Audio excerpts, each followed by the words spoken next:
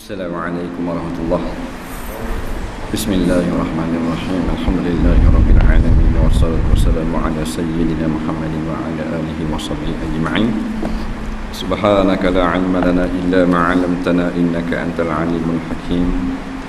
Wa la haula wa la quwwata illa billahil 'aliyyil 'azim. Muka surat berapa?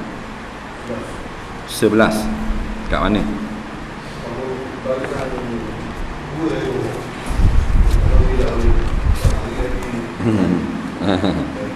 Cari.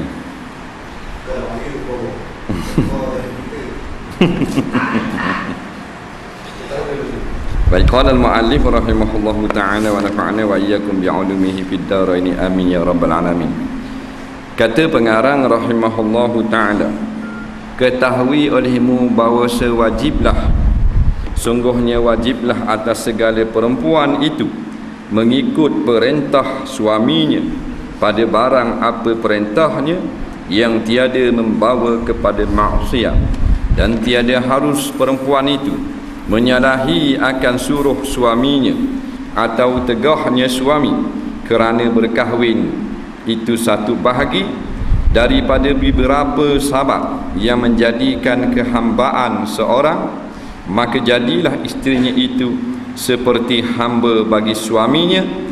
Demikianlah disebutkan oleh Imam Al-Ghazali di dalam kitab Ihya Ulumuddin.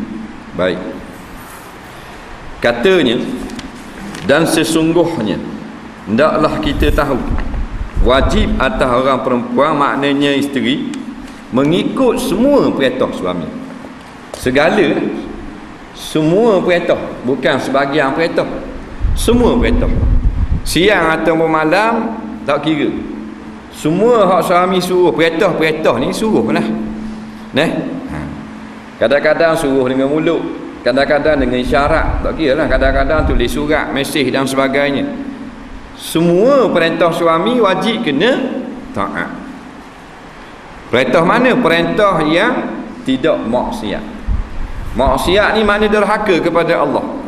Kalau perintah suami itu tidak derhaka, wajib kena tunduk. Pada mana? Pada masa ketika isteri itu ada kemampuan melunas ataupun menunaikan perintah. Contohnya, maknanya asalnya benda itu tak wajib, tapi bila suami suruh menjadi wajib. Nah, dia ada benda hak memang wajib selalu dah, ada benda hak tak wajib, dia kena suruh baru wajib. Contohnya, hormat kepada suami, hak ni dak ayah suruh. Bukan kata suami kena kata hari ni hormat kepada aku, ada ayah.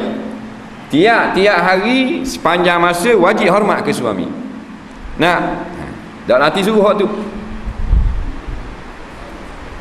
Ada benda yang suami suruh jadi wajib, dak suruh dak wajib.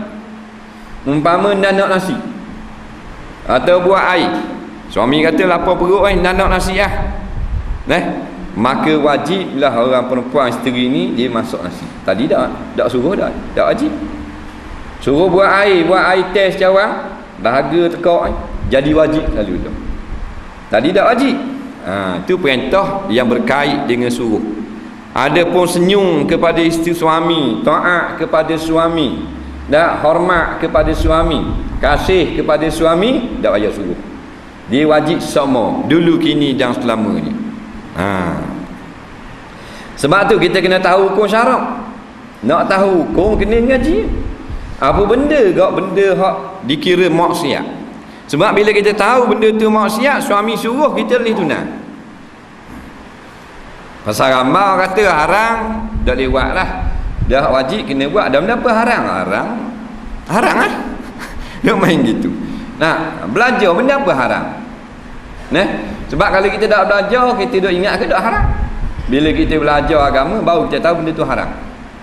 Jadi nak tahu benda apa yang dikira maksiat, kita kena belajar agama. Maka bila suami suruh benda tu maksiat, haram kita tunang.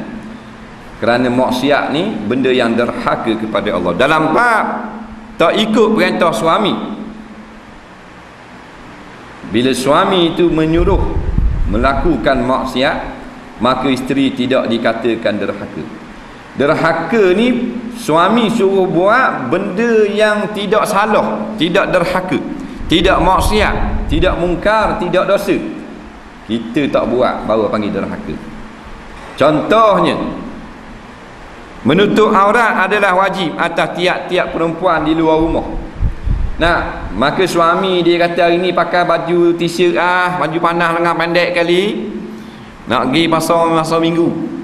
Nak pergi jalan pasar minggu, mam dia pakai baju kurung tak mau, pakai jubah tak mau, baju cek kali. Nak kita kata suami dia, isteri dia dah ikut. Dah ikut tu orang panggil derhaka. Sebab kalau ikut derhaka ke Tuhan, taat kepada suami. Tapi kalau ikut ke suami, derhaka ke Tuhan. Kalau ikut Tuhan, jadi dah ikut suami. Hang mana? Tengok siapa besar. Suami dengan Tuhan siapa besar? Besar Tuhan.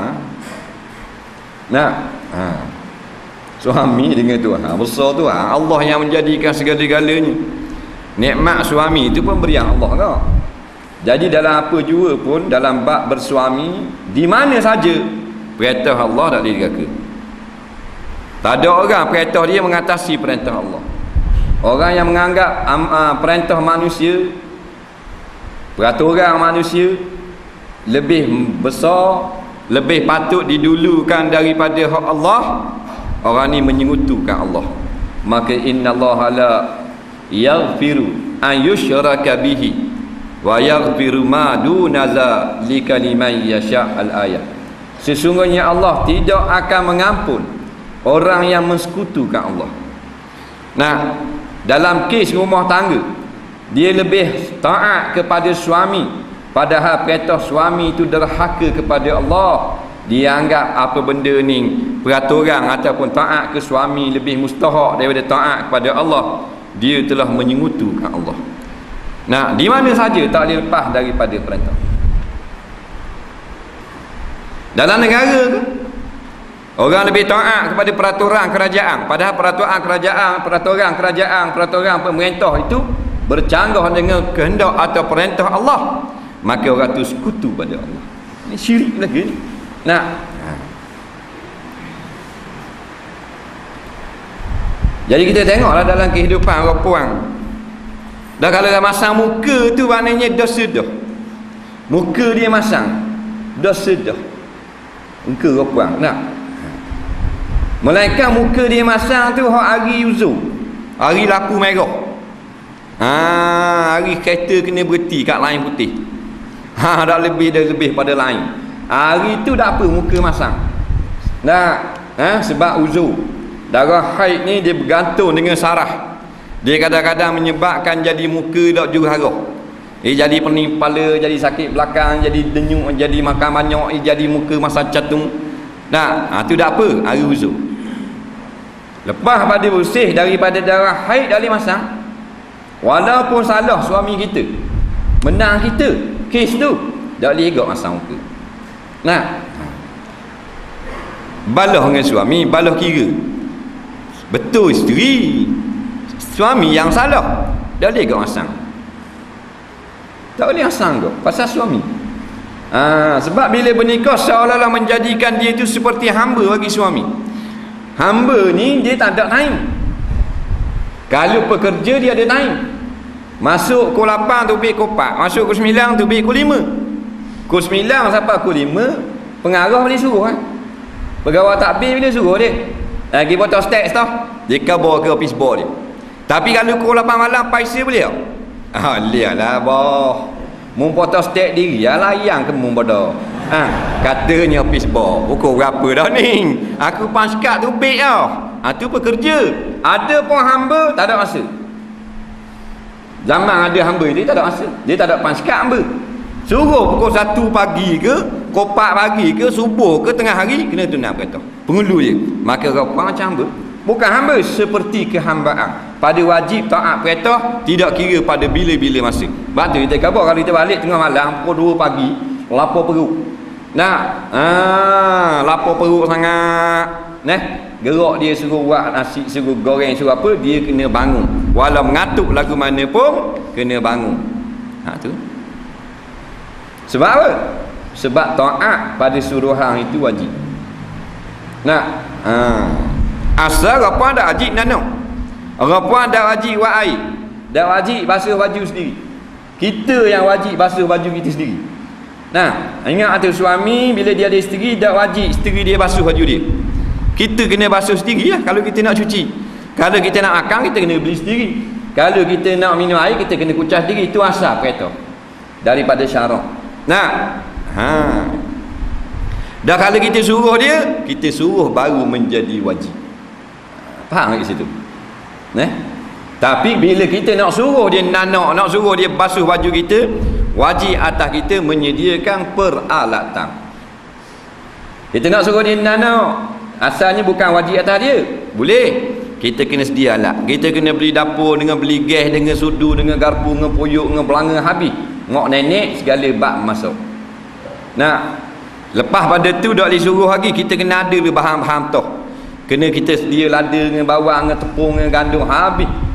Barulah kita suruh menjadi wajib. Kelengkapan atas kita, buat atas dia. Nah, garang suti pun kau wajib beli dalam rumah tangga. Semua tu hak suami. Walaupun nak makan dalam mulut dia, hak itu juga. Dia gitu.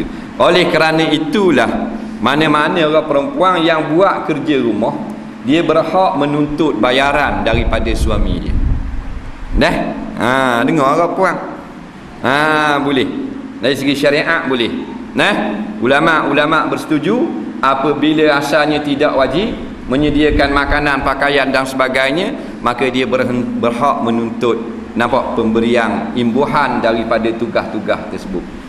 Asal dia dah wajib masak, kita yang beli masakan apa semua siap, gatal rumah dia biar dia makan. Dia gitu. Jadi tiba-tiba kita suruh dia basuh di baju kita suruh dia nanok, suruh dia buat air apa semua, nyapu rumah apa semua. Jaga anak kita kena bayar gaji. Melainkan dia kata tak payah bayar tu lain. Tapi kalau bini kita kata kena bayar start bulan ni, dah dengar semalam ustaz khabar. Saya nak tak banyak, dalam 1,500 sebulan. Molek apa puang. Dah kita sangat duduk dah, kita tengok kita ambil orang buat kerja ada. Dia kata biar biti. Dia kan bini kita tak biti. Beri. Dah mudah apa orang baju kuning. Faham tak? Orang lain rebel dia dengan baju-baju terus kuning. Orang lain kita ambil kerja, tunggu kedai kita, bukan kerja macam bini kita terus. Suruh basuh gelas ya. Kita buka kedai, kita panggil budak lah kan basuh gelas.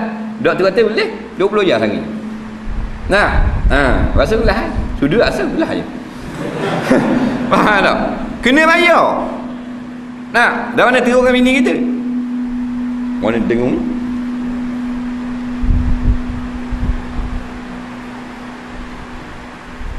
Bini kita teruk lagi, bukan kata basuh habis dengan nyapu sapak.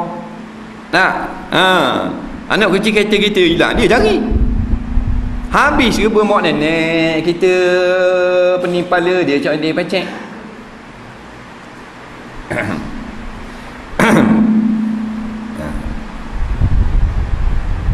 Jadi kalau dia kata kena bayar, dia kata gini bang, dalam bab basuh kita gini sekian sepeseng.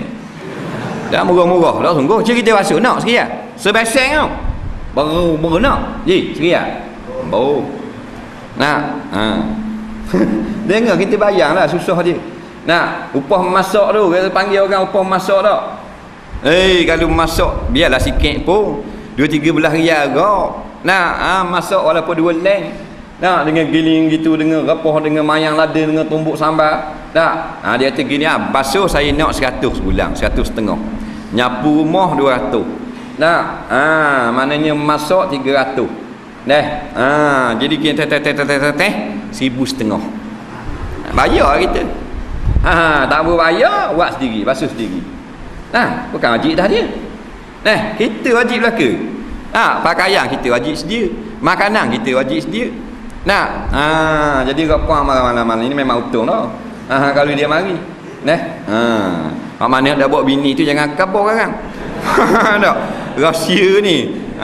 Rahsia ni sungguh untung. Tapi betul ni bukan gurau. Melainkan dia tu dia kata tak payahlah. Tak apalah bang, tahu dengar dah ustaz kata boleh minta piti. Tak, tapi dah saya ni oleh kerana sayangnya ke abang, tak payahlah pakai 4,000 dah sebulan. Faham tak? Ada apa 4,000 rebah menerak situ le. Kalau kau traktor tak apa, kalau JKK tak tidur situ le. Jadi itulah seolah-olah seperti hamba bukan hamba abdi, iaitu mana tidak ada kait dengan masa pada wajib taat segala perintah. Dia kata mari lah kita pergi rumah mak stok, kena naik. Amal apa nak pergi? Dia balik nak lagi rumah mak suami dia. Pergi rumah mak stok, pakai baju lah, masuklah kereta. Ada lagi ada kot jawab kita. Berat aku. Mana boleh jawab gitu kalau tak pergi minta uzur.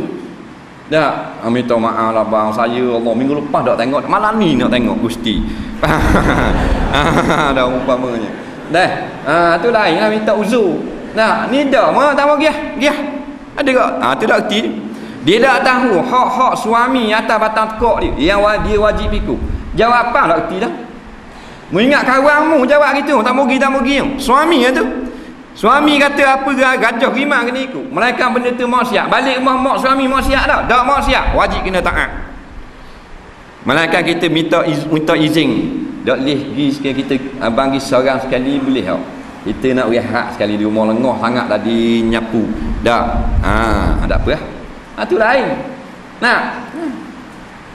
Ajak pergi mana-mana tak pergi. Hak kita hak kandak dia memang dia gitu. Kita dak dah mandi dia cotek dia lah kereta. Dak agak puan. Dengar tu kalau suami kata nak pergi mana-mana, jangan kata tak pergilah itulah begini, kena taat. Siapa bila? Siapa mati.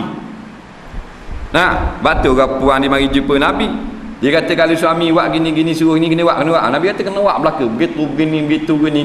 Kalau tubik nanoh kok tak boleh daripada kepala suami, daripada hidung suami, tubik nanoh meneleh sampai keting, mujilat dengan lidah sampai licin tubuh suami, nanoh tu dak tuna lagi hak suami.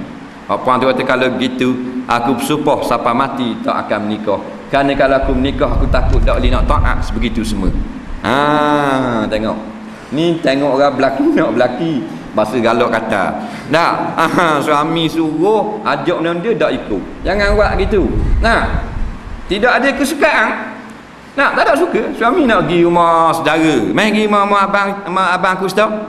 Malah abangmu. Kan abang aku pergi kamu seorang. Ya kita seorang. Berat ke puan. Tu yang jadi duduk main makan kedai kopi semua. Suami duduk makan seorang tak teman. Dia suami kita jangan lock dia makan seorang. Dia kena ada teman.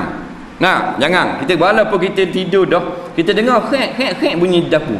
Tak tengok laki aku makan nasi. Topik selalu. Faham? Biar tak dah makan kaya pergi. Faham? Dah maknanya jangan lock. Duduk situ, spare situ. Dak dia hukum dia memang gitu. Duduk situ. Dia kena gitu duduk tengok orang abang makan siapa dak kabur kita nak tolong ubuh.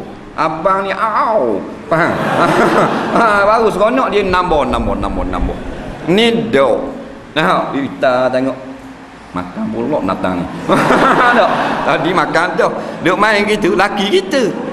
Dia duduk spare situ. Mereka siapa suami kita marah barulah kita masuk. Mungkin masuk aku muduk sini jadi logam makan nasi. Tu lain. Setengah lagi ke duduk situ. Duduk gitu kita khabar dah. Siapa suami kita suruh lari baru boleh lari. Berapa kali kita nak ulang. Kalau suami kita balik kerja duduk atas sofa kita duduk selit celah dia. Dia naik duduk kat kursi makan kita masuk meja makan. Dia duduk dekat sama. Dia masuk dapur kita ikut belakang macam anak itik sekati. Dia masuk mandi kita mandi atas. Biar gitu baru seronok. Dia tengok kita nak mandi, dia mandi seorang. Okey. Dalam nuak main pelakon cetong. Mau pelakon obat gigi, kita pelakon sapu. Dia pelakon beruh jambang, kita lip mata muka dia semula. Faham? Jadi seronok. Kakak nak mandi. Segar. Betul tak Ji? Buat selalu mana ni. Dengar dah. Lama cucu kata warna tak kira aku. Faham tak? Main mandi dua orang pula ketuk ni. Lama pula. Maka setengah daripada kelebihan perempuan mengikut bagi suami iaitu masuklah ia ke dalam syurga. Balasan lah tak. Nampak? Tak ada. Balasan yang paling sempurna surga. Dunia ni bukan tempat balasan, walaupun sebahagian kita dapat dah balasan, tapi bukan balasan. Siapa yang dapat balasan dalam dunia ni bukan balasan kamal, bahkan balasan yang sempurna. Nampak? Kamalul jaza fil jannah. Kata ulama, kesempurnaan balasan amalan itu di dalam surga. Tapi kadang-kadang kita tengok dunia dapat balasan dah. Orang yang berkata benar, orang yang berlaku adil, Tuhan balas dah dunia. Nak dikasihi oleh manusia. Dak sama dengan balasan akhirat lagi. Hebat lagi dalam syurga. Nak? Jadi pemuda dapat syurga. Kalau lawang suami, tak ikut kata suami, tak dapat syurga. Bila tidak dapat syurga, sebelah kita syurga, dia tak ada 3, 2 je. Nah, heaven and hell dia panggil. Syurga atau neraka. Ni Nabi kata, ramanya mak kuat perempuan dalam neraka. Maka ditanya Jibril, kaifa zalika ya Jibril? Kenapa terjadi seperti itu wahai Jibril alaihi salam? Umat aku lelaki tu memang ramai dah hak dalam neraka, tapi ramai lagi umat Nabi hak perempuan beriak cok nak masuk neraka perempuan. Kata Jibril, wazalika likillati ta'atihinna lillahi wa rasulihi. Yang demikian itu kerana kurang mereka itu taat kepada perintah Allah dan perintah Rasul. Ya sungguh. Cerita Isra' Mi'raj ni iklan daripada cerita yang begitu panjang di hari kiamat nanti. Nah, iklan tidak tunjuk banyak, dia tunjuk sikit, tapi iklan potongan daripada hak akan berlaku sungguh. Macam cerita keling nak main. Dah, cerita Hindustan nak main iklan lu lah TV. Dia main kat gigi berapa jam Hindustan apa dia? Berapa jam Hindustan? 3 jam kaki dia tahu lah. 3 jam. Nampak? Jadi dia main minggu depan. Dia tunjuk dulu sikit. Seminit je dah. Gocoh dah lah tak kapal. Lepas tu aero kena lenyek dia kereta giling. Sikit-sikit tunjuk. Dah lah. Nampak? Sekarang dalam hak 3 jam tu ada tak tu? Ada tak? Ada lah. Gitu juga dalam Isra' Mi'raj, i'lan pemberitahuan sedikit dulu sebagai amaran apa yang akan berlaku di akhirat nanti. Ginilah cedokan cerita ni. Jadi bila Nabi kata ramanya perempuan masuk dalam neraka, Jibril kata kerana dak ramai taat ke Tuhan dan taat ke Rasul. Maknanya perintah agama ni Allah dan Rasul lah. Agama Islam ni Quran hadisnya. Ulama mentafsirkan, menyempurnakan penafsiran, melengkapkan syarahan dan maksud tu saja. Nah, jadi asal Islam, asal agama Allah dan Rasul. Allah isyarat kepada Quran, Rasul isyarat kepada hadis. Hadis wahyu juga balik pada Tuhan belaka. Mana dak taat kepada hadis, dak taat kepada Allah Subhanahu wa taala. Memang sungguh orang puang ni. Hak bersuami dak taat ke Tuhan, hak tak ada laki tak bersuami, hak anak dara pun lebih lagi dak taat. Nak dah kira lah sepatutnya seorang suami menjaga isterinya daripada perkara-perkara haram. Di antaranya janganlah diledahkan isterinya di khalayak ramai. Jangan dibenarkan isteri dia daripada melakukan perkara yang tidak elok pada agama, yang haram pada sisi syariat. Tak ada suami yang tukang altar, suami yang tukang beri galakkan, suami yang tukang ajar isteri buat maksiat.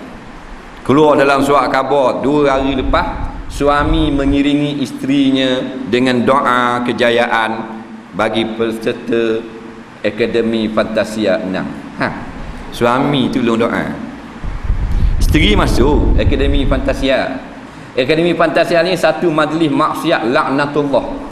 Faham tak? Iaitulah berjoget, menyanyi, mendedahkan aurat, melaungkan suara yang haram dengan penari latar yang memang mendedahkan aurat.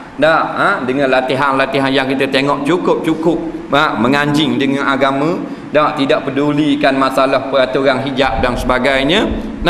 Memang satu benda yang maksiat di sisi Allah. Maka suami pula mendoakan kejayaan isteri dalam satu pesta maksiat yang paling ramai menarik penonton. 4 juta orang dijangka terlibat penonton hidup tengok Akademi Fantasia. Suami tolong doa. Patut suami tolong igat isteri dia tu. Dia tahu isteri dia masuk Akademi Fantasia nyanyi lagu ni, dia heret bini dia depan khalayak ramai. Nah, kodang situ le bol lagu ni rendang dalam air cok. Munok sangat. Dah, bahasa dak erti bahasa malu air 7 keturunan. Kalau anak kita puang nyanyi di khalayak ramai. 7 keturunan air. Jadi 7 keturunan ni seolah-olah dak reti agama. Siapa anak cucu dia dak reti hukum gitu semua. Boleh siapa di atas petang. Ramai. Nyanyi orang puang ni budak-budak je boleh. Faham? Budak-budak apa? Budak puang, budak orang lelaki dak pula. Orang lelaki ni makruh. Pendapat yang ramai makruh nyanyi. Selama mana maknanya perkataan lirik dia tidak haram, maka makruh.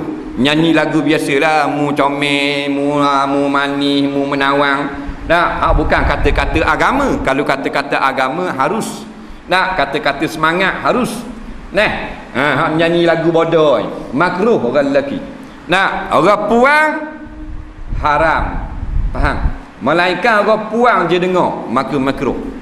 Orang puang dewasa dah, hak tu baik haid dah. Nyanyi orang puang dengar, makruh. Nampak lagi? Dan ni bukan orang puang dengar orang lelaki tu kau sorok. Laki ada bawah tolong doa, ya Allah, wi menanglah bini aku, wi menanglah bini aku. Mu doa ke siapa? Nah. Dan kerana Allah Taala kata fala taghdha bil qauli. Jangan sekali-kali kamu kaum muslimat dan mukminat yang mengaku beriman kepada Allah dan hari akhirat melunakkan suara di hadapan laki-laki ajnabi. Takut jadi laki-laki yang fasik. Nah, jatuh fitnah di dalam hatinya. Rasa keinginan dan seronok dengan suara. Itu. Sebab tu ulama setuju bahawasanya bang bagi perempuan azan adalah haram. Haram apa apa? Pasal bang ni irfa usau, mengangkat suara. Nah, melunakkan suara. Tak boleh. Nah, dulu ni orang puang marhaban. Nah, ada pas PN 18 tahun. Marhaban. Baca rawi. Cukup pala Tok Imam sendiri. Tak. Nah, lah cucu tak ada sekolah haram dah.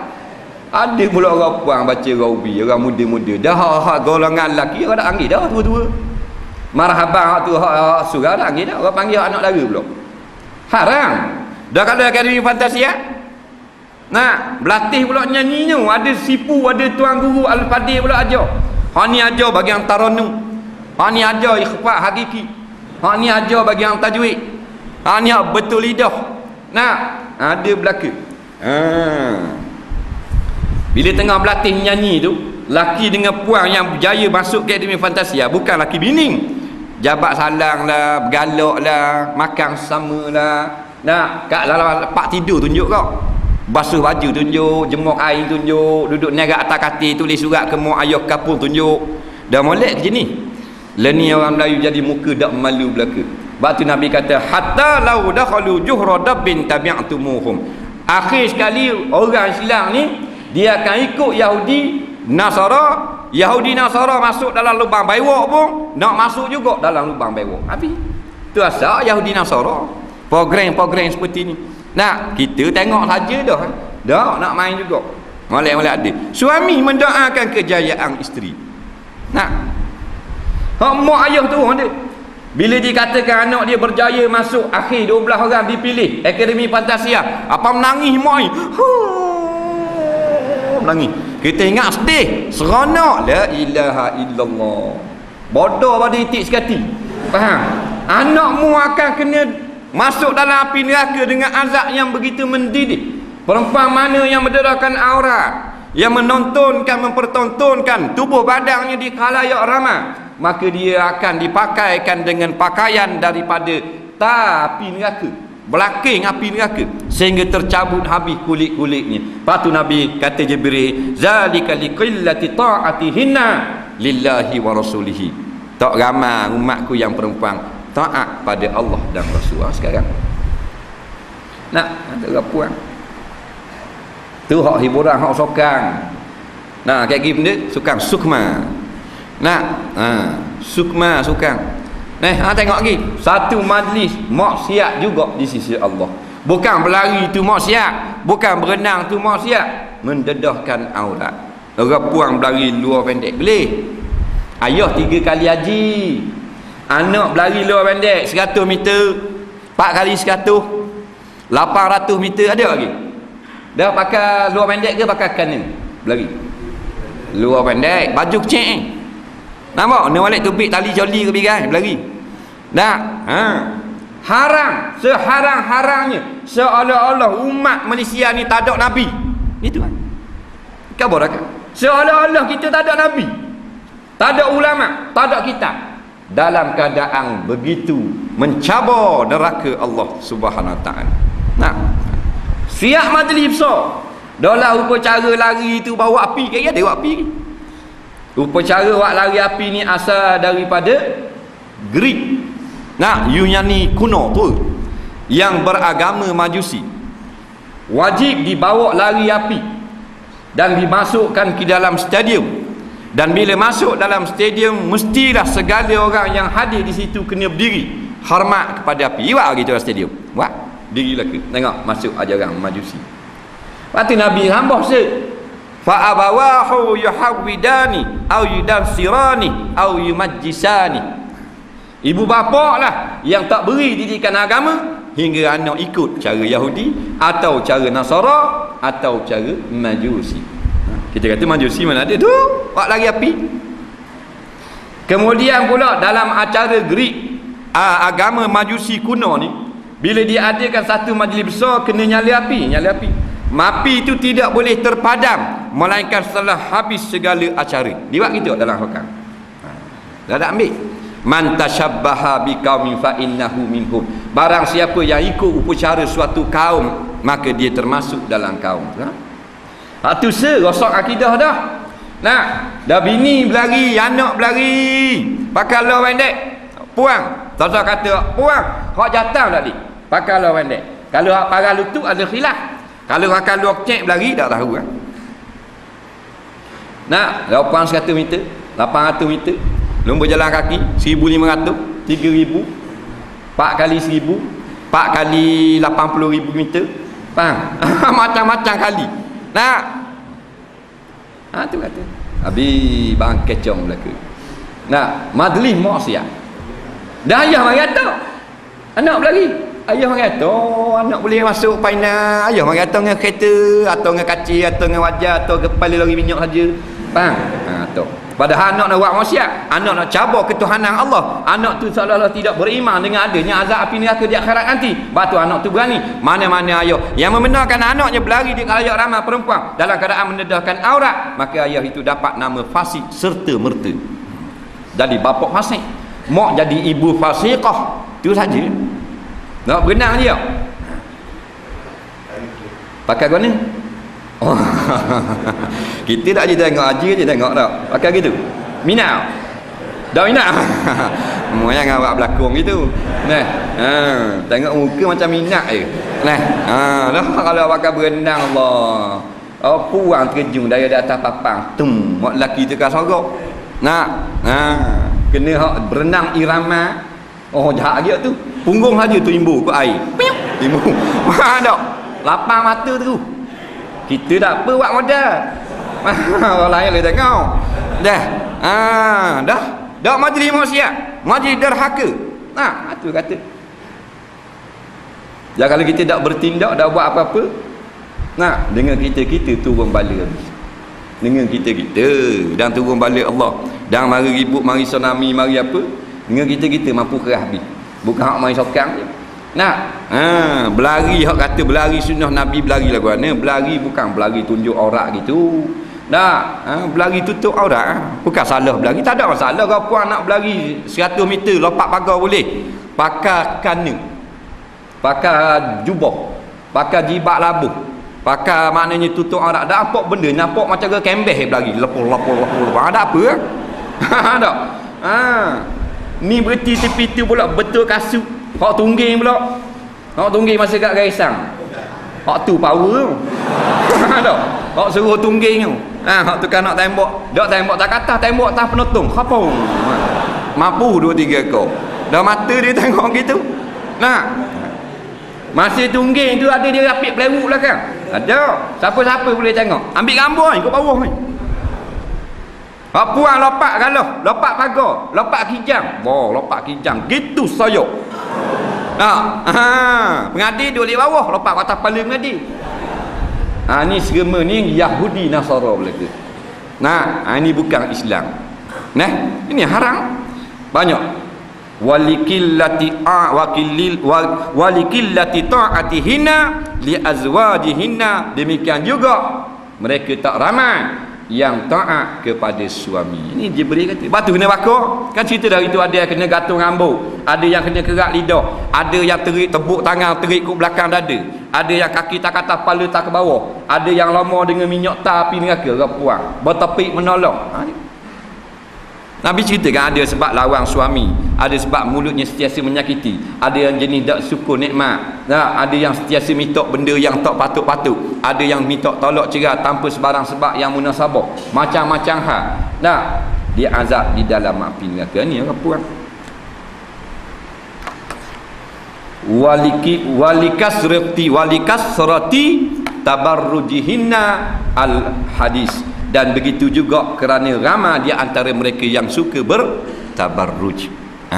Ni sebab agak masuk dalam api neraka. Tabarruj ni selampau suka sangat berhias diri di luar rumah. Memang tengok orang kerja jabat apa puang. Dia jabat mana-mana pun. Tak ramai yang muka dia pudar je. Ramai muka kilap.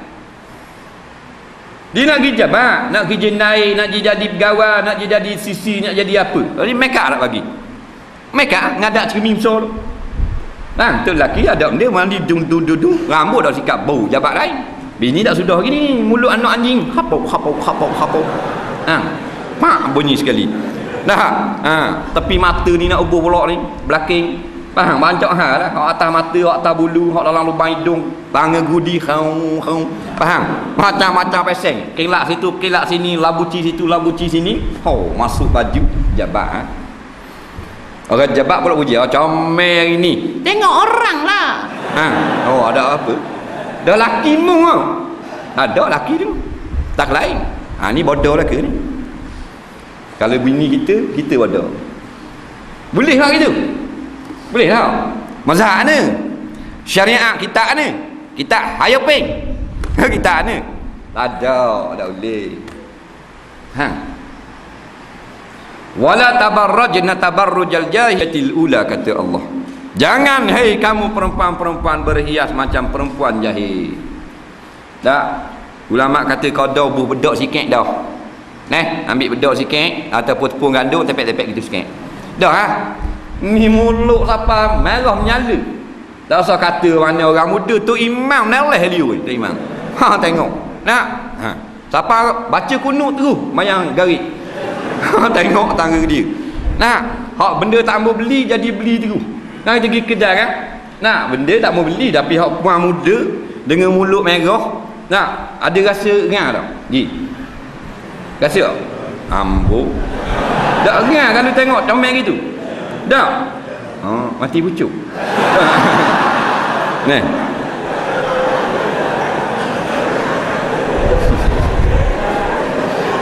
Molek-molek duduk luar naik datang. Tak. Tak sungguh. Orang jabat tu kau. Boh tengok merah hari ni. Merah. I suka merah. Apa lakimu duk main ai gitu. Ambil. Pakai baju lawa untuk apa? Supaya orang jabat tengok. Pakai kasut tumit tinggi. Depan suami ada kasut tumit tinggi dengan kaki ayam. Nak jadi cikgu sama-sama cikgu. Nak jadi cikgu dah. Bedok muka dengan gelik tu gelik. Pergi ngajar.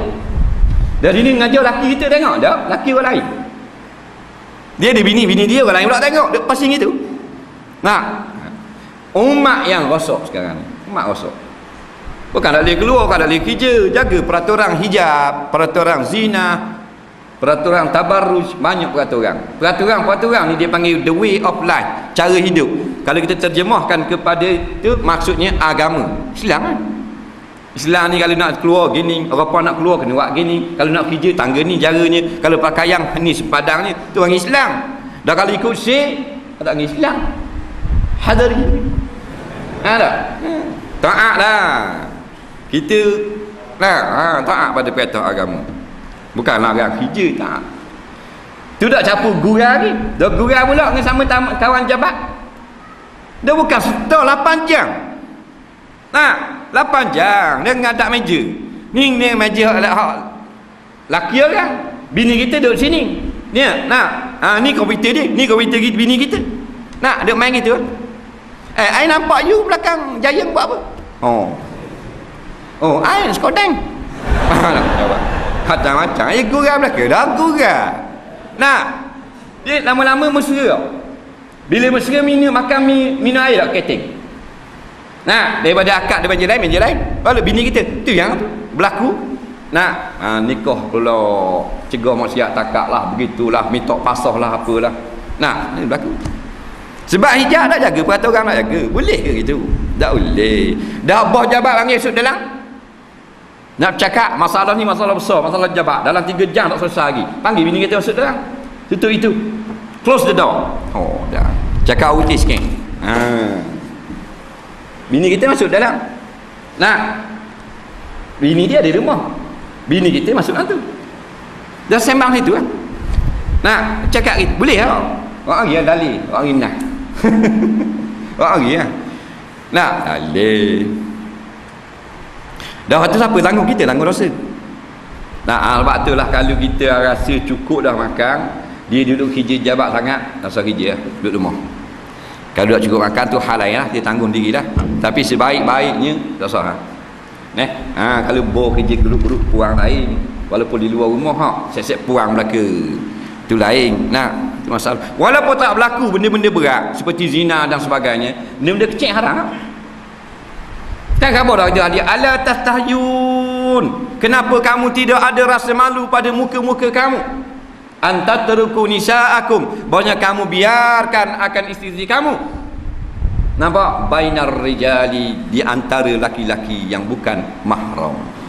Yang zurna ilaihim wa yang zuruna ilaiha. Isteri kamu tengok jatang lain, orang-orang jatang pakak tengok bini mu belaka. Dia kata duduk sebilik 3 jam tak apa.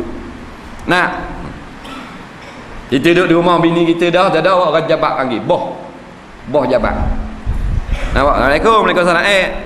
You bini you ada rumah? Ada. Panggil pejabat. I nak dia hadir selalu. Habis. Kita baru minum tokat Ali. Faham tak? Bos jabat panggil. Kena pergi. Mana boleh tak pergi? Ketua pengarah. Bini kita. Masyarakat nikah kita bayar. Bukan ketua pengarah bayar mas kahwin. Kita bayar macam nak mampu. Kita akan nikah. Kita jawab nikah. Bos jabat boleh panggil. You datang sekarang. Suruh you, bini you datang sekarang juga. Kau sebelah. Ada hak mustahak. Pergi. Ngah halang. Amin. Hak keluar outstation sama. Kena mesyuarat Getih Highland, Pulau Pinang, Johor Bahru. Pergi tak? Pergi. Dah dalam kereta ke mana? Tu yang kata-kata bila lama dah boleh anak buat ni muka anak macam muka bos jabat aku. Tak. Aku tak ada lubang hidung luar hari ni. Faham? Matang muka ketua pejabat bini aku. Padang muka. Rambut-rambut kereta gini mana ada nak aku rambut kereta gini. Padang muka. Ni kita ni telah masuk lama dah nak bercelaru di dalam kehidupan kita. Kena buka balik. Pukat lagu mana pun buka balik. Hak busuk tu jadi balik molek semula. Itu saja. Tidak kita bertanggungjawab di hadapan Allah. Bini kita masuk neraka dengan kita masuk dengan sebab salah tarbiyah daripada kita. Bini kita tak tutup aurat, kita juga kena terima hukuman. Kerana mereka duduk di bawah rentahan kita. Tapi kalau kita masuk neraka, bini kita tak masuk.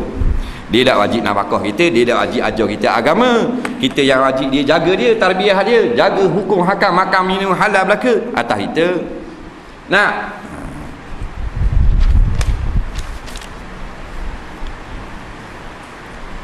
Seperti sabda Nabi SAW, bila mengerjakan oleh perempuan akan semayang yang 5 waktu dan mengerjakan akan puasa Ramadan dan memelihara ia akan faradnya dan mengikut ia akan suaminya, nescaya dikata baginya masuklah olehmu akan syurga daripada mana-mana pintu yang engkau kehendaki. Telah menceritakan akan dia oleh Ahmad. Nabi sebut dalam satu hadis ini memang terkenal. Nabi kata ayyuma mar'atin, mana-mana perempuan, ayyu tu maknanya umum, mana-mana perempuan hak duduk di Port Toyo, duduk di Tokyo, duduk di Afrika dah kira. Nah, dia mengerjakan sembahyang 5 waktu. Dia melakukan ibadat puasa bulan Ramadan. Nah, maknanya benda-benda yang wajib dia buat, taat perintah Allah. Kemudian dia taat kepada suami dia pula. Apa jua perintah suami dia, taat sungguh pada suami. Maka perempuan ini diberi pilih masuk dalam syurga. Di barang mana pintu yang dia nak masuk, dia adalah orang penting. Dia orang besar di akhirat ni. Batulah orang puang yang mari tanya Nabi, ya Rasulullah, saya ni wakil muslimat. Muslimat bincang belaka dah, suruh saya mari tanya Rasulullah, bila agaknya boleh kami nak buat satu forum dengan Rasulullah, nak jumpa, nak tanya, nak bincang masalah, nak tetap tarikh ni, nak booking tarikh jumpa Nabi. Nabi kata tak payah booking tarikh. Nak mu seorang tanya dah, mu cerita lah ke dia ramai-ramai. Maka kata apa ni, tak apalah.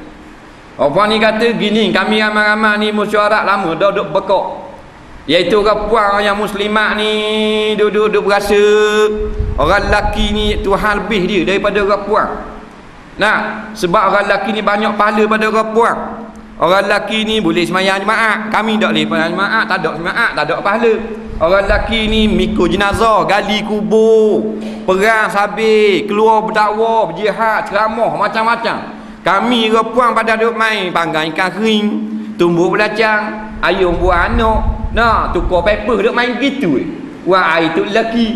Kami nak atak pahala seperti kaum lelaki-lelaki. Nabi kata, mu orang cerdik. Orang lain tanya nak dunia, buat-buat mu tanya nak kelebihan akhirat. Ni set cerdik ni. Nah, bagus ni. Ginilah, mungkin khabar belaka, orang puang tak payah. Kalau nak segala pahala orang lelaki, duduk di rumah. Faham? Taat perintah Allah, taat perintah suami. Duduk rumah ni. Bila taat perintah Allah, sampai masa bulan sembahyang, sampai bulan Ramadan puasa. Kemudian taat pada suami, khidmat bagi suami suruh nanok, suami suruh apa bendanya, buat air. Tak, suami panggil masuk dalam bilik, masuk selalu, tak tangguh-tangguh. Nah, maka bila begitu, Tuhan akan beri kepada orang puang segala pahala yang orang lelaki dapat atas dasar kewajipan fardu kifayah tadi. Pahala mandi mayat, orang puang taat suami boleh, tidak mandi duduk rumah boleh tak? Pahala buat masjid, pahala gali liang, pahala mikul, pahala perang sabit, habis pahala orang lelaki Tuhan akan beri bagi perempuan yang taat suami, duduk di rumah. Nah, itu saja. Dapat pahala banyak, susah-susah. Sebab kerja dia tepat dia di rumah. Orang lelaki tepat luar rumah. Kalau kita pergi cari dia orang lelaki tu tak ada di rumah, ada luar, memang tepat orang lelaki luar rumah. Lepas tu dia tengok orang lelaki dah ada di rumah. Nah, dah ada biasa. Mana ayah tu dia tak gerai, biasa. Dulu tidur je geng tak gerai. Mana watih hei, napa jangan dak ni? Kalau nah, ingat ogeh boleh agak jadi MB, tak boleh juga. Faham? Tu dah kalau. Nah, duduk dengan bira patah, jahit buka. Memang dah, tapi kalau mau puang duduk bira patah, bukan tempat dia duduk rumah. Ni lelaki duduk rumah, lelaki. Nah, dia main perah satang lelaki. Duduk main goreng ikan, duduk main nyapu, sapah. Bini ada. Bahana ni mosu tahan ni tadi. Nak dari pagi-pagi tadi kata nak pergi main ting, alih-alih garit tu. Duduk luar rumah berapa tengok beriak cok berapa luar rumah pasal minggu berapa ke ramai lelaki ramai ji orang puang kata orang puang awak tak tahu mau nah pergi mana-mana IPT 70% orang puang kolej apa semua orang puang 80% 65%. Nah, tengok naik bas turun bandar hari satu puang ramai lelaki sikit. Tengok budak sekolah naik bas, lelaki narang puang 45 orang. Zaman kita itu tahun 80-an pergi sekolah, budak lelaki 40 orang, puang 8 orang. Puang pula duduk tak kursi senyap. Lah ni lelaki narang, senyap duduk. Takut tak. Budak puang penuh keliling bas. Hok gatung di tangga belakang, hok naik ke atas tak. Buah kana lepeh tu kaki junga duk atas angin. Orang puang, budak puang lah ni. Tu kata. Habis jadi terbalik pekerjaan belaka. Jadi baliklah. Bila balik dak jadi kerja. Nah, balik sekarang ambil kobeh, ambil ikan, ambil lada, ambil apa, kita pun goreng. Tapi syarat punggung kuali lipat tak kata. Nah tak, mulut tak ke bawah. Goreng kan. Dah boleh makan sikit harang. Topoh habis. Ni punah jahanam ni, kuali balik. Nah, orang puan dia nak segala-galanya orang lelaki buat, dia nak buat belaka. Ni daripada barat ni. Dia nak tinggi, berdiri sama tinggi, duduk sama rendah. Ini ucapan perempuan-perempuan kafir laknatullah daripada barat. Nah, inilah asalnya yang telah menghancurkan negara Turki, negara Islam yang terakhir. Nah, hancur lebu Turki. Dia masuk dengan persatuan wanita, pertubuhan wanita. Banyak dia desak kan? Desak maknanya saka sama banyak. Desak sama-sama maknanya boleh, maknanya cerai isteri atau isteri cerai suami. Nah, kalau nak cerai kena ada mahkamah. Ni semua daripada kafir laknatullah belaka. Nah, dia nak segala pekerjaan. Islam dia membenarkan orang perempuan bekerja yang menasabah dengan keadaan fizikal dia. Tapi barat tak ada kira. Mu boleh. Lepas tu tengok sekarang kita ke arah sesat. Orang puang buat kerja orang lelaki, ada apa-apa. Nah, orang puang kerja bomba boleh tak? Nah, orang puang kerja bomba nak pikul tangga rumah pakar, nak golek tu, nak golek baik tu. Punggung dah lah besar. Sekali nak golek baik tang malang tumbah. Angun letung mak rumah. Kalau dia ada. Orang puang lelaki jadi komando, dia komando kau. Makan anak ke, makan bewok. Komando. Orang lelaki terjun belong, dia terjun tak? Acul bo jatuh. Nah, ada. Pelik le ni. Nah, orang lelaki jadi darah pula. Terbitlah TV kan orang lelaki. Persatuan Gubah Bunga. Orang lelaki. Bunga yang ni letak kat sini. Berapa orang? Orang lelaki. Faham tak? Orang lelaki main bunga. Jangan berat nandang. Misal genyak ke baju ni. Main bunga lah. Ni Tuhan tunjuk dah. Nyanyok lah dunia ni. Orang puan main silat. Ada? Tunjuk. Nah, orang nikah dulu silat orang lelaki. Orang puang lah ni awet silat. Mulai-mulai ada. Orang puang silat tak ting kelepuk. Nah, lelaki tak main. Kamu nak main? Tak main. Bini aku main silat. Dah mu main dah. Aku main anak-anak itu kan. Dah orang cetong terus. Apa jadi gininya? Nah, jadi terbalik abila. Ni yang kata modern mau tu ding kata tu kenali mapuh agama. Hacul buah bi agama. Tu modern. Mau tu ding. Mau mati ding agama. Modern mau tu ding mapuh agama. Ada ah. Punah jahanam habis. Nah, leni majoriti orangnya tak faham Islam.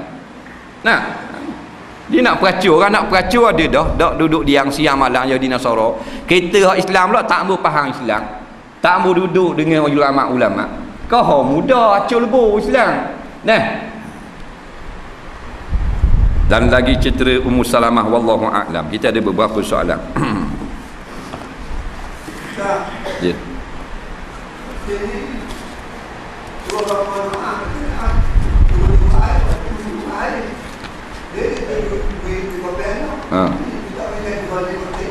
Mana?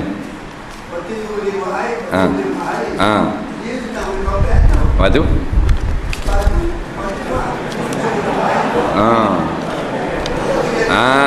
Baik. Suami suruh buat air, isteri duk ngopek anak, duk nyusu. Bila kita suruh dia buat air, dia kena bangun, kena letak anak. Jadi soalan tak ke jadi zalim, kena letak anak gitu.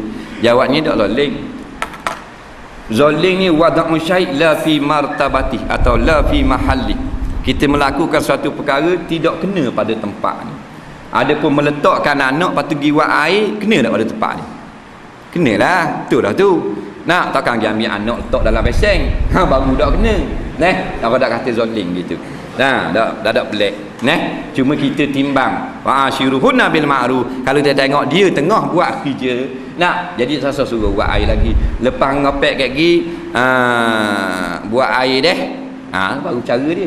Maknanya pergaulan mereka itu dengan baik. Itu cara dia. Ada pula di situ takbir kita. Nah, kalau kita tengok dia tengah basuh, tengah apa tahu dah, sengelai nak suruh buat air. Tu mana dak bijak takbir ataupun kita bodoh. Faham? Tapi yang kita peliknya Bini waktu ngopek lagi ni. Apa yang kita boleh. Nah. Ni kau baru. Contoh-contoh lah.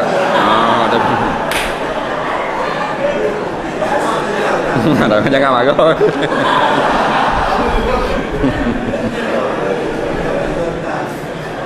Bagaimanakah cara menyempurnakan wuduk di mana anggota wuduk berbalut ataupun luka? Yang kedua, jika dengan cara air wuduk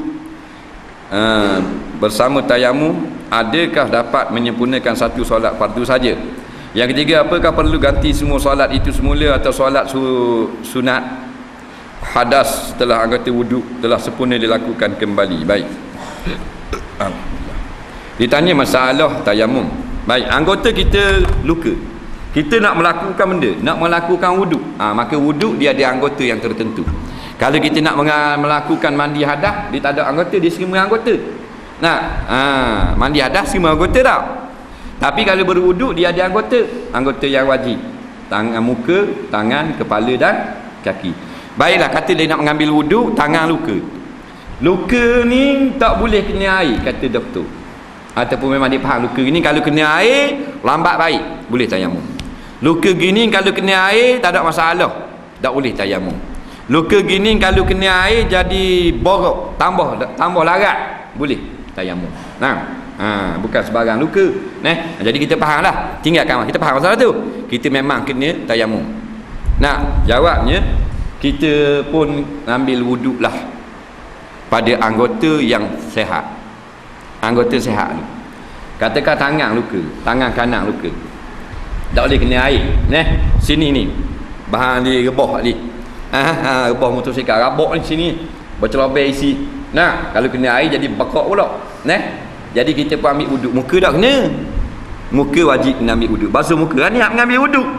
Lepas basuh muka, tangan tak? Tangan kanan dulu. Nak basuh tangan, tengok ada luka. Luka segala tangan. Tak, sebagian lip ni saja. Padahal ni hak lain sihat, wajib basuh dengan air. Basuh dengan air dulu anggota yang sihat. Pak siku. Hak sini tak boleh kena air. Jangan sini tak boleh kena air, sini tak boleh kena ke? Sini je tak boleh kena air, sini boleh kena tak? Wajib basuh ni. Wajib basuh. Siapa kat ni kita basuh lah ke dah, sini kita tinggal. Pasal tak boleh kena air. Kita pun start tayamum. Situ tayamum. Ambil debu, buat naik tamah bola pinggang atau turun tanah. Kau anda lah, hak mana senang. Tepuk tangan dua gini, niat mengangkat bertayamum, ganti daripada tempat yang tidak dapat kena air. Faham? Lepas pada tepuk, sapu muka, buat gitu.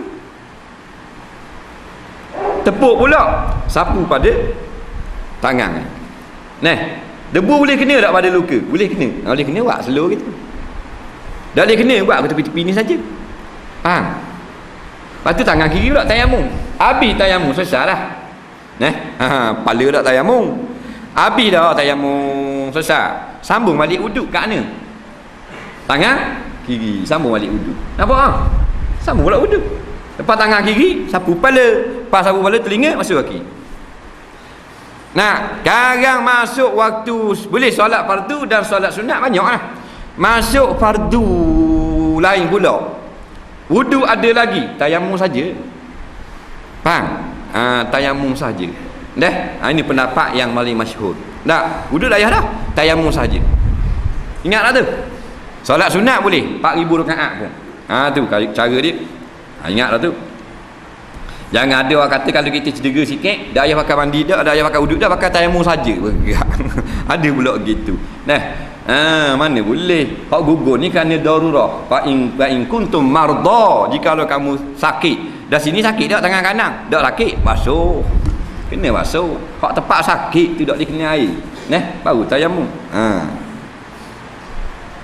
Jadi satu solat fardu saja dan sunat macam biasalah, banyak-banyak mana pun boleh. Kemudian solat tu kalau kita buat begitu, tak wajib kena qada, sah dah. Yang kena qada ni maknanya bila tayamum pun tak boleh dan wuduk pun tak kena. Tak boleh nak kena debu, tak boleh nak kena wuduk, baru kena qada. Contoh tangan semi. Tangan tu semi, patah. Rebah dia nak khabar Bukit Hijau. Faham tak? Ambil wuduk basuh muka. Pas basuh muka nak basuh tangan tak boleh. Ada seming. Maka tayamum 2 kali tak? Sapu debu ke muka, nak sapu tangan tak apa, lakak kau seming. Tadi luka boleh kau sapu ke debu. Ni tak boleh lalu debu. Maka tinggal bahagian ni. Buat bahagian kiri, basuh tangan, basuh kepala, basuh telinga, basuh kaki. Kena qada. Pasal apa? Dia anggotanya janganlah tak sampai air ataupun tanah kepada anggota wudu. Kalau paling pada anggota wudu tak apa, kaki semi tak apa, dah payah qada dah. Pasal bila kita tayamum sempurna, tayamum basuh muka, basuh tangan, sapu muka dan sapu tangan dua belah. Tapi dia bila balut tang tu ada pada anggota tayamum, jadi tak sempurna. Nak sapu debu pun tak kena, memang air tak boleh kena dah. Sapu debu tak apa juga. Ataupun bila kita balut luka kita tu dalam keadaan najis, tak boleh nak buang najis tu. Ataupun kita pakai belak dalam keadaan berhadas. Dalam keadaan berhadas. Ingat tu. Soalan seterusnya. Sistem pendidikan yang diamalkan pada hari ini adalah sistem sekular. Semasa dalam pembelajaran dalam kelas melibatkan pergaulan bebas dan campur dengan perempuan buka aurat, adakah dapat pahala menuntut ilmu dalam keadaan ini, dan adakah ilmu yang dapat itu dalam ada keberkatannya? Baik. Cara yang kita duduk sekarang ini cara barat lah, dengan sekolah campur aduk laki puang di kolej, di universiti lebih teruk lagi tak. Ini semuanya adalah apa benda ni, perancangan barat sebenarnya. Mereka kaji macam mana sebab benda Islam ini jadi kukuh, jadi kuat, bertamadun dan sebagainya. Rupanya orang Islam ni kuat berpegang dengan agama. Jadi cara nak hancurkan tamadun Islam, hancurkan pegangan mereka itu tidak ada kaitan dengan agama. Biar tinggal sebahagian saja yang taat pada agama, banyakkan daripada kehidupan bercirikan barat. Maka dia cocok jarum lah. Dari segi pendidikan, cara barat, habis cara barat. Jadi kita pergi topik kita pendidikan. Dicampur laki puang lagu ni memang tidak ada keberkatan dalam menuntut ilmu. Masalah yang berkaitan tu kita tak kira, tapi hak diri campur lagu tu benda tak boleh pada syarak. Tak boleh pun pada syarak. Sebab tu kita ada alternatif sekarang, sistem pendidikan Islam orang buat, ada hijab dan sebagainya. Itu cara kita. Jadi kalau kita nak ilmu saja, cara mana pun boleh. Ngaji ilmu ni orang syirik pun alim. Tengok doktor kepala siapa, orang rapi saja orang putih. Orang dapat hadiah Nobel, bijak sana kepala otak, bijak tak mesti dia beriman. Tapi keberkatan tak ada. Bila kita nak pada keberkatan, cara kita menuntut ilmu itu perlu dah kepada adab-adab Islam daripada awal lagi. Dia gitu. Jadi kita duduk dalam keadaan memang serba payah lah. Kita nak ubah balik sistem pendidikan ni, kita nak pada kuasa politik. Tapi dalam masa kita belum lagi dapat kuasa politik ni, masih lagi kita duduk dalam keadaan salah. Walaupun kita ke sebahagian daripadanya adalah darurah, tetapi tempat salah tu kita masing-masing ada juga buat. Kerana kita juga memberi sokongan kepada sistem-sistem sekular seperti ini. Jadi kita kena doakanlah biar berubah cepat. Biar Allah Ta'ala beri kemenangan cepat kepada Islam. Sebab kalau nak hak-hak atau anak agama, tak ramai mana. Kalau kekal dengan sistem sekular tu ramainya. Kita nak pergi paksa nak marah jadi balah pula. Maka kita dapat tidak, kita doakan kejayaan Islam. Biar dengar, kita dapat kuasa, kita tukar balik. Bukan rombak sekolah, sistem tu kita baiki. Dia gitu. Soalan seterusnya.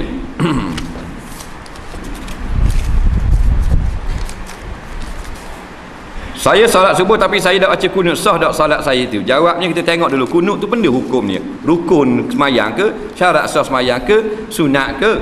Jawabnya kunut subuh adalah sunat semayang, bukan rukun semayang. Sunat sembahyang sahaja, bukan rukun sembahyang. Jadi sunat semayang ni kalau kita tak buat, tak batal pun semayang kita, tak ada masalah. Cuma dalam mazhab Syafi'i, dia adalah sunat aba'ad, baca kunut. Orang yang tertinggal baca kunut sunat sujud sahwi. Sunat sujud sahwi supaya dapat fadilat. Jadi tak sah balah masalah ni. Orang yang tak baca kunut pun sah, orang yang baca kunut pun sah, tak ada masalah. Jadi siapa yang tertinggal baca kunut tak sah susah hati, hukumnya tetap sah semayang. Kerana dia bukan rukun semayang, dia adalah sunat-sunat. Tapi ada kelebihan dalam doa-doa kunut itu sendiri. Sebaik-baiknya janganlah sengaja kita tinggalkan, melainkan kita nak derah. Ada hal mustahak, kereta nak jalan, bas nak jalan dah, kita semayang tengah jalan dah, dengar start bas dah, ayah cikunduk tinggal pula. Nah, ada orang kata hal politik tak boleh campur dalam hal agama. Betul tak? Tak betul lah. Sebab Islam ini di segala-galanya, dia tak macam agama lain. Islam agama yang syumul. Syumul ni bahasa Arab, Melayu tak erti. Melayu maknanya segala-galanya ada. Tu orang panggil Islam. Dan agama lain dia ada hal ibadat saja, hal personal saja, tak ada hal undang-undang. Ada hal ni, tak ada hal muamalat. Islam habis daripada munakahat, ibadat, apa benda muamalat dan jinayat. 4 ni menjadi Islam. Tak khabar sama dah. Daripada 4 ni lah jadi Islam agama kita, fiqh ni. Nah, itu jadi syariat. Yang pertama ibadah, yang kedua muamalat, yang ketiga munakahat, yang keempat jinayat. 4 ni. Ibadah satu suku daripada satu Islam. Nah, munakahat suku daripada satu iaitu Islam. Nah, jadi bila kita ada dah sekarang ibadat Islam 1/4. Ambil pula muamalat. Nah, ada tak muamalat? Ada dah muamalat Islam, bank Islam, apa pinjaman cara Islam, gadaian Islam. Tak? Akad jual beli dan sebagainya, hutang dan sebagainya. 2 daripada 4. Munakahat, nikah kahwin cara Islam lagi kita. Banyak tak yang ikut peraturan Islam, pakai wali, pakai saksi, pakai apa. 3 jinayat tak ada. Jinayat ini mana sistem perundangan yang berkait dengan hukum, dengan pentadbiran mahkamah, melantik qadi, cara melantik saksi, hukum menjadi saksi, kemudian hukum penjenayah, apa yang disabitkan kesalahan, apa yang dibuang kes, apa hukuman yang kenakan atas penjenayah, itu panggil jinayat. Nampak? Jinayat kita tak ada. Nah, jinayat ni tak ada. Jinayat ini termasuk dalam pentadbiran juga. Dalam pentadbiran inilah yang ditolak-tolak sangat oleh sekular yang tak berahi pada Islam. Jadi kita ada 3 suku, 3/4. Nah, 1 tak ada. Sistem politik Islam. Ekonomi tu rujuk kepada muamalah. Nah, sosiologi tu kehidupan munakahat kita hidup ni. Nah, ekonomi hak tu. Muamalah, pentadbiran, siasah ni. Nak jaga negara ni, tu siasah tu panggil politik. Tak ada. Bila tak ada 3/4 ni. Tu nak 3/4, 3 suku. Tak sihat 3 suku. Nah, gila lagi. Jadi orang yang memisahkan apa benda pentadbiran daripada agama datang daripada agama Kristian. Ini sekular memang asal daripada penderhaka Kristian.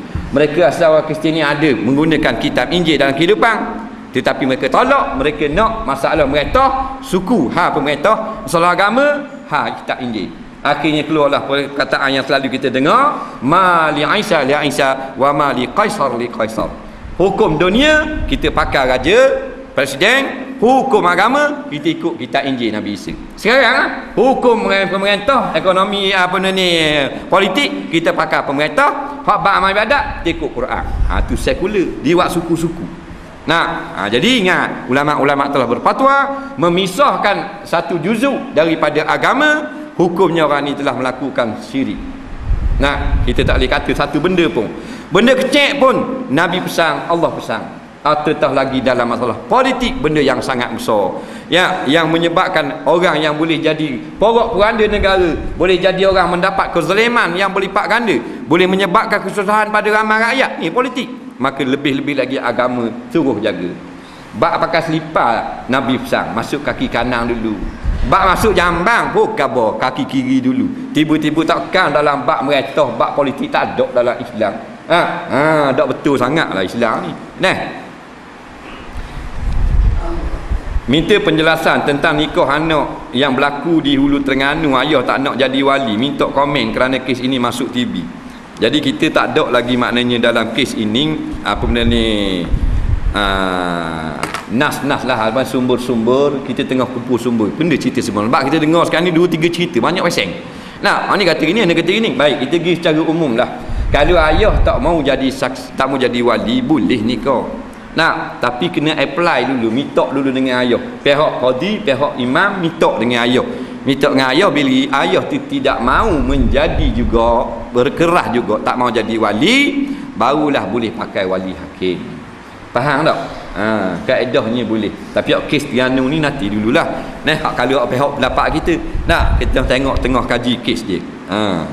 Tapi pada dasarnya kalau ayah tak boleh, memang boleh orang lain jadi wali.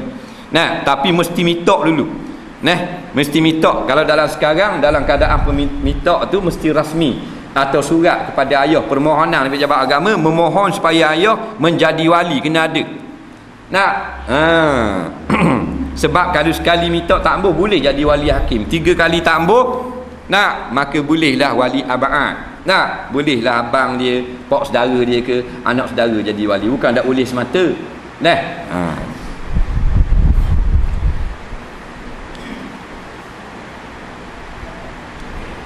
saya sampai saya sampai lewat untuk solat pada rakaat pertama. Saya sempat duduk bersama imam. Rakaat kedua saya sempat, manakala hingga habis Fatihah dan rakaat bersama imam. Kerana dengan rakaat ketiga saya perlukah saya baca habis Fatihah sebelum rakaat bersama imam? Terima kasih. Daripada Mak Rempit. Mak Rempit ni. Baik, dia gini, selama mana kita mari kita masuk dalam semayang, kita dah habis baca Fatihah, kita rasa, maka kita tu wajiblah kena berhabis Fatihah. Contohnya kita masuk Allahu Akbar, kita dengar imam ni dah baru baca Fatihah. Lagi baca surah pula, memang kita dah berhabis Fatihah. Maka kita dalam keadaan seperti itu, bila imam rakaat, kita tak boleh rakaat lah kalau kita dah habis Fatihah.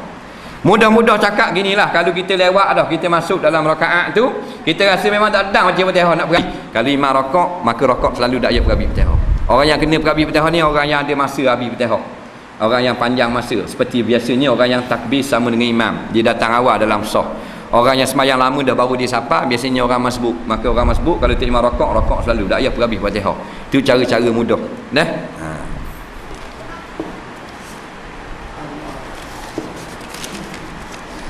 Ni benda pula. Ayah saya bergaduh dengan adiknya. Dah lama dah. Ayah dak cakap dengan adiknya. Anak pun jadi dak cakap juga. Salah dak itu? Jawabnya salah lah. Masa adik-beradik dak cakap. Gocor-gocor lah, tapi cakap lah sambil gocor tu. Dah tak ada masalah dia nak cakap. Dah mu kerah keng dengan mu anu kerah keng kerah kepala, dak nak gosti tapi bilang gosti cakap. Janganlah pada cakap. Tapi kalau kita ada sahabat-sahabat kita nak bala, dak tegur siapa, boleh, Islam benar. Jangan lebih 3 hari. Allah cerita kita, Allah tahu kita ada sifat amarah, ada sifat dak setuju hati, ada sifat dak berkenang, dak belaga angin. Mesti ada. Maka Islam benarkan kita kalau dak tegur siapa 3 hari. 3 hari tidak tegur siapa, hak orang tegur siapa sama. Ada pun hak jenis dak tegur siapa sama, hak tu tak apa lebih daripada 3 hari. Macam kita dengan orang hak duk kalau berang, dak kenal. Dak je tengok pun, lepas tu dak cakap dengan dia. Nak tahu biasa dah kita tak jumpa dia. Ni hak jumpa sama. Tiba-tiba dak cakap, dak setuju angin. Boleh 3 hari je.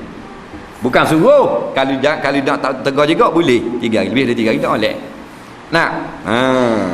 Sebab dia 3 hari ni lembut. Dia jadi lembut. Dah 5 minit ke dah?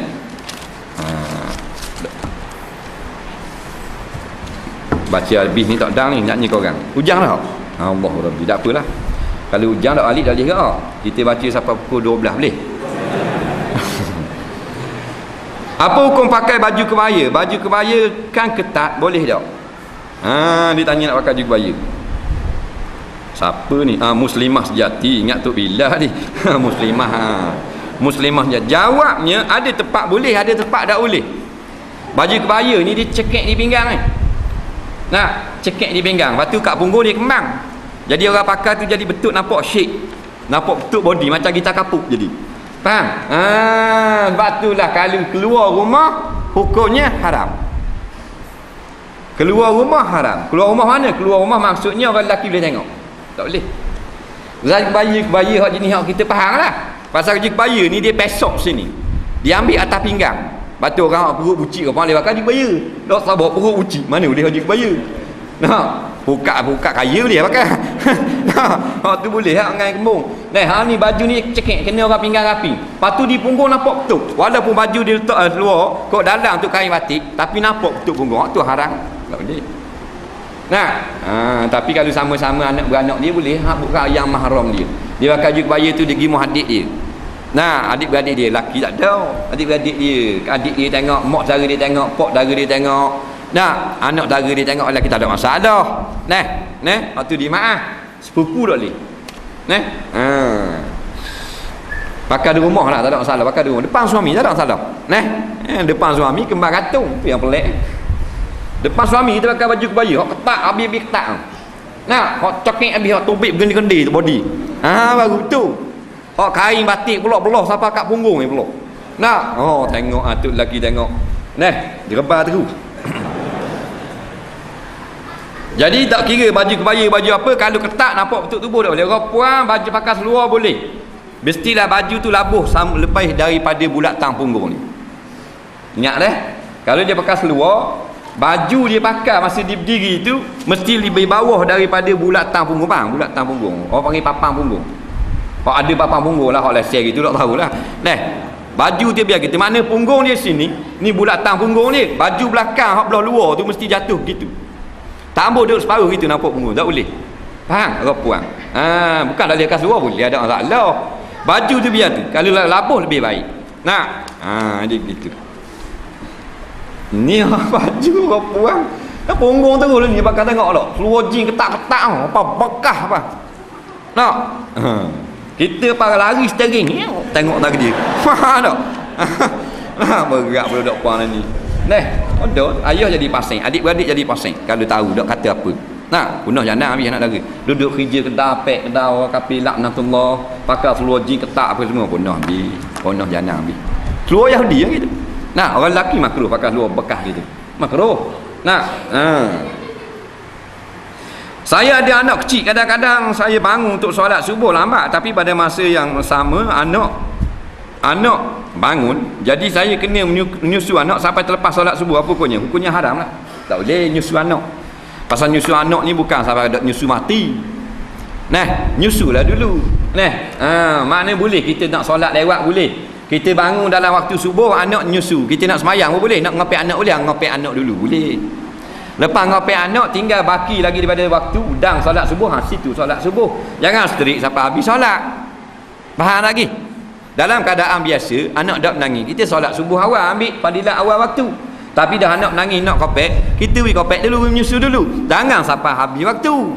Kita anggap dah kalau 7 habis waktu. Kita sampai 6.45. 6.45 nak ngopek lagi, tak situ layan apa ke dia? Takkan kita solat subuh dia mati terus. Kalau dia mati pun kerana kita semayang subuh, dah lagi untung. Faham lagi? Janganlah kerana anak kita lalai daripada Allah. La tulhikum amwalukum wala auladukum an zikrillah. Janganlah harta atau anak melalaikan kamu ingat kepada Allah. Yang boleh darurah tinggal semayang. Lain anak jatuh dalam tali air, anyuk nampak lagi timbul tegelang. Kita bahang semayang subuh dulu. Bodoh lah tu. Tu lain menyelamat nyawa, ni menyusu je. Tak ada masalah. Lewat sikit habis kuat cering gitu. Barang hantaran kahwin biasanya ganjil. Kalau tak ganjil boleh tak? Hantaran ni dia nak ambil witir, semayang witir malah hak ngata nak ambil witir. Dia kata mak kita buat 8 bekas katanya anak dara hak nak menikah. Mak hak bodoh dia kata, "Hei, orang dak buat genak, orang buat ganjil. Tak boleh 8, 7 atau 9." Bukan witir ni, nikah ni. Bukan solat witir 1, 3, 5, 7, 9, 11. Ikut pandanglah genak ke, ganjil ke, atas kemampuan dan ikhlas kita. Ini bukan mas kahwin, ni hadiah kita. Kerana gembira boleh bini, hadiah.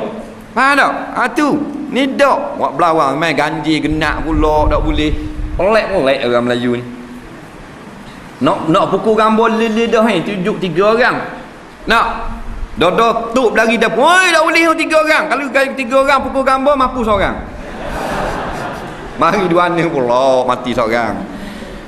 Gerak. Ayah hok tengah tidur bangun jadi 4. Takut mati. Faham tak? Bangunlah kawan tu tarik mata tepek ambil gambar. Bodohlah ke tu. Orang dulu. Nampak dah mati seorang paklah ni tu. Berat. Percaya tu.